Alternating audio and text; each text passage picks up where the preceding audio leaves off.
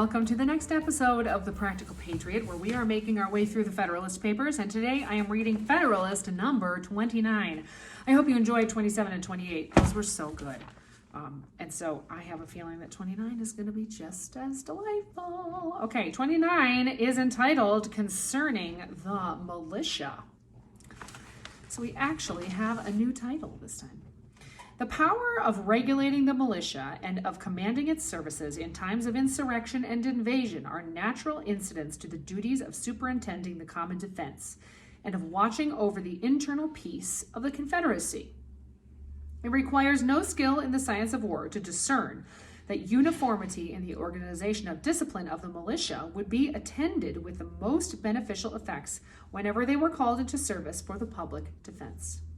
It would enable them to discharge the duties of the camp and of the field with mutual intelligence and concert, an advantage of peculiar moment in the operations of an army, and it would fit them much sooner to acquire the degree of proficiency in military functions which would be essential to their usefulness.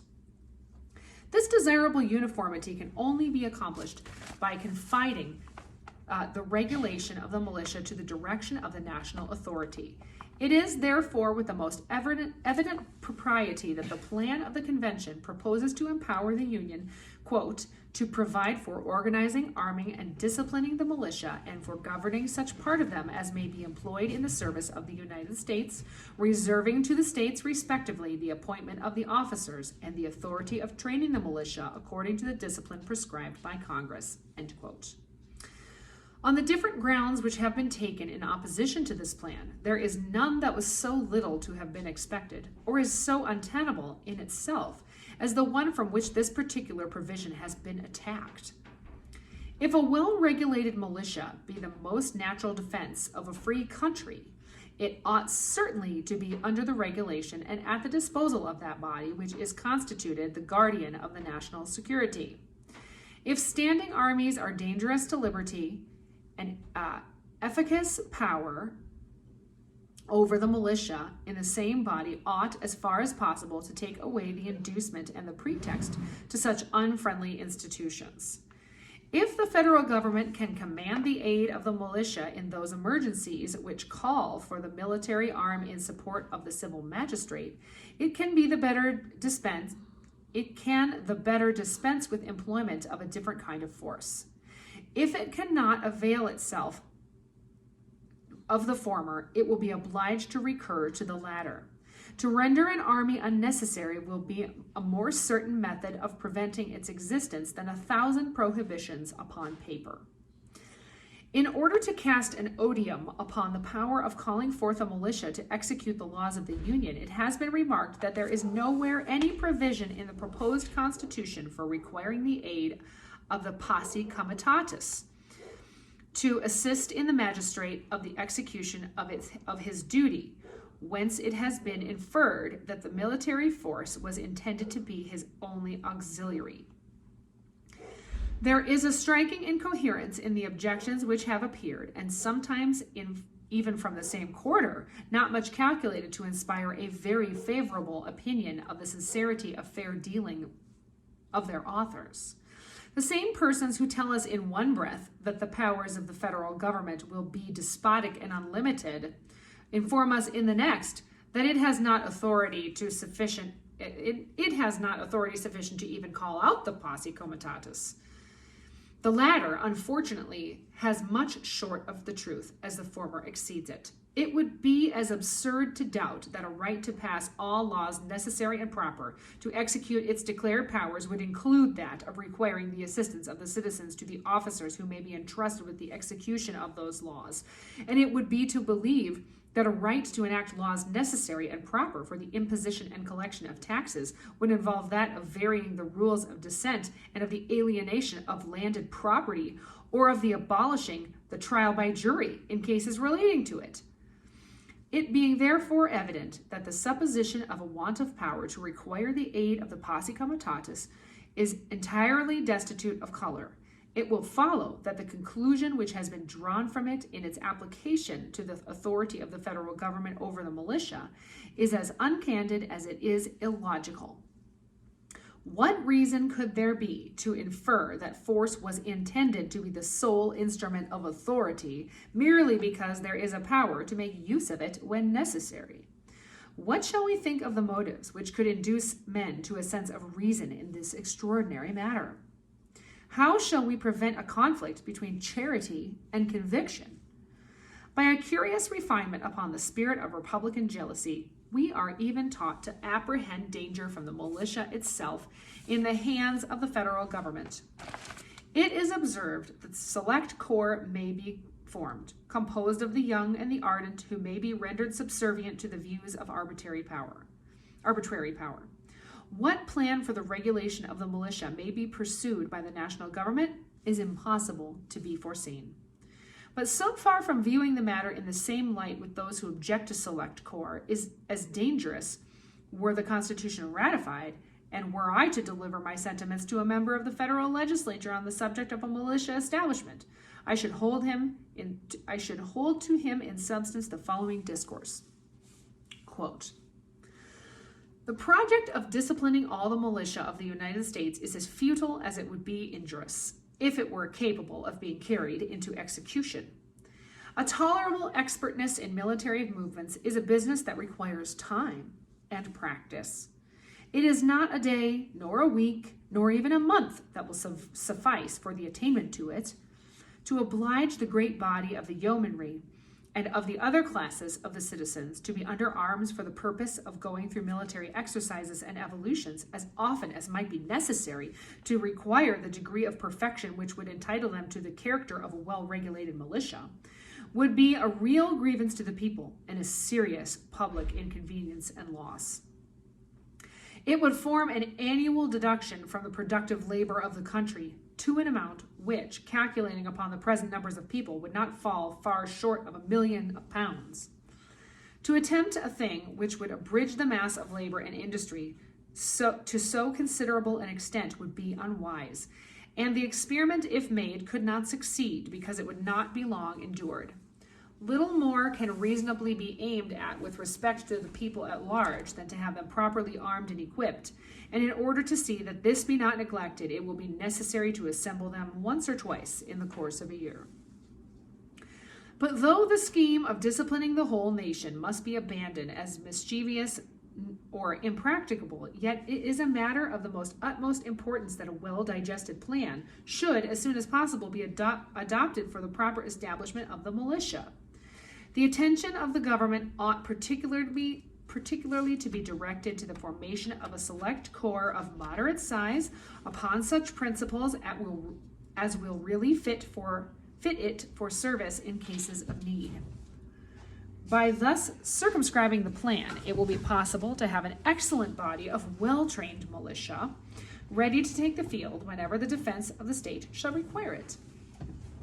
This will not only lessen the call for military establishments, but if circumstances should at any time oblige the government to form an army of any magnitude, that army can never be formidable to the liberties of the people, while there is a large body of citizens, little, if at all, inferior to them in discipline and in the use of arms, who stand ready to defend their own rights and those of their fellow citizens. This appears to me the only substitute that can be devised for a standing army, and the best possible security against it, if it should exist. Boy, I think we need to read this again in our government. That would be a really interesting prospect to do that, to train everyone. Thus, differently from the adversaries of the proposed Constitution, should I reason on the same subject, deducing arguments of safety from the very resources which they represent as fraught with danger and perdition. But how the national legislature may reason on the point is a thing which neither they nor I can foresee. There is something so far-fetched and so extravagant in the idea of danger to liberty from the militia that one is at a loss whether to treat it with gravity or with raillery, whether to consider it as a mere trial of skill, like the paradoxes or rhetoricians, as a disingenuous artifice to instill prejudices at any price, or as the serious offspring of political fanaticism. Where in the name of common sense, are our fears to end if we may not trust our sons, our brothers, our neighbors, our fellow citizens?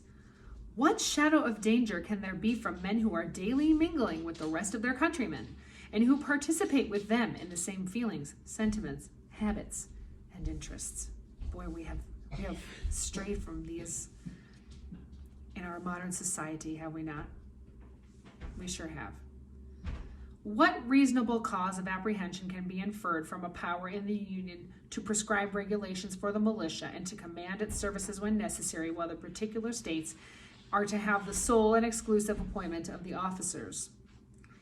If it were possible seriously to indulge a jealousy of the militia upon any conceivable establishment under the federal government, the circumstance of the officers being in the appointment of the states ought at once to extinguish it. There can be no doubt that this circumstance will always secure to them a preponderating influence over the militia. In reading many of the publications against the Constitution, a man is apt to imagine that he is perusing some ill-written tale or romance, which instead of natural and agreeable images exhibits to the mind nothing but frightful and distorted shapes of gorgons, hydras, and chimeras dire, discoloring and disfiguring whatever it represents, and transforming everything it touches into a monster. A sample of this is to be observed in the exaggerated and improbable suggestions which have taken place respecting the power calling for the services of a militia. That of New Hampshire is to be marched to Georgia, of Georgia to New Hampshire, of New York to Kentucky, and of Kentucky to Lake Champlain, or Champlain, whichever. Nay, the debts due to the French and the Dutch are to be paid in militiamen instead of louis d'or and ducats. At one moment, there is to be a large army to lay prostrate at the liberties of the people, and at another moment, the militia of Virginia are to be dragged from their homes 500 or 600 miles to tame the Republican contumacy of Massachusetts, and that of Massachusetts is to be transported an equal distance to subdue the refractory haughtiness of the aristocratic Virginians. Do the persons who rave at this rate imagine that their art or their eloquence can impose any conceits or absurdities upon the people of America for infallible truths? Well, they probably could now, because Americans don't think anymore. They just want the government to do their thinking for them. If there should be an army to be made use of the engine of despotism, what need of the militia? If there should be no army, whither would the militia, irritated at being required to undertake a distant and distressing expedition for the purpose of riveting the chains of slavery upon a part of their countrymen, direct their course but to the seat of the tyrants, who had meditated so foolish as well as so wicked a project to crush them in their imagined entrenchments of power and make them an example of the just vengeance of an abused and incensed people? Is this the way in which usurpers stride to dominion over a numerous and enlightened nation? Do they begin by exciting the detestation of the very instruments of their intended usurpations?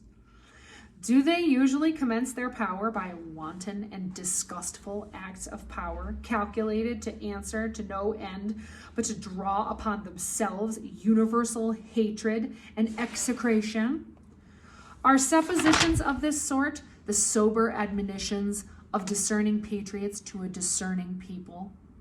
Or are they the inflammatory ravings of chagrined incendiaries or distempered enthusiasts? If we were even to suppose the national rulers actuated by the most ungovernable ambition, it is impossible to believe that they would employ such preposterous means to accomplish their designs. In times of insurrection or invasion, it would be natural and proper that the militia of a neighboring state should be marched into another to resist a common enemy, or to guard the republic against the violences of faction or sedition.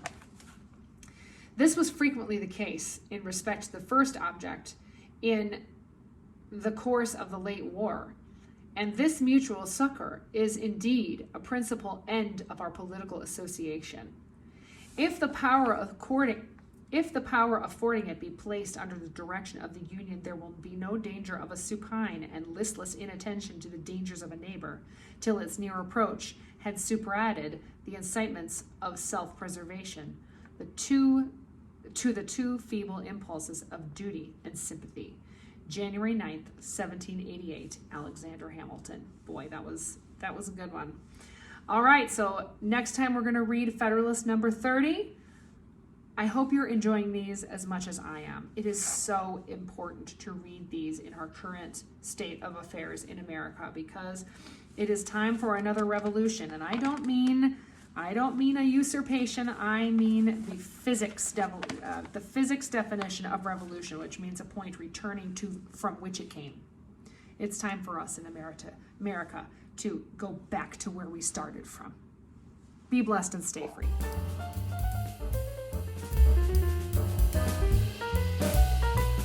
Thanks for watching The Practical Patriot.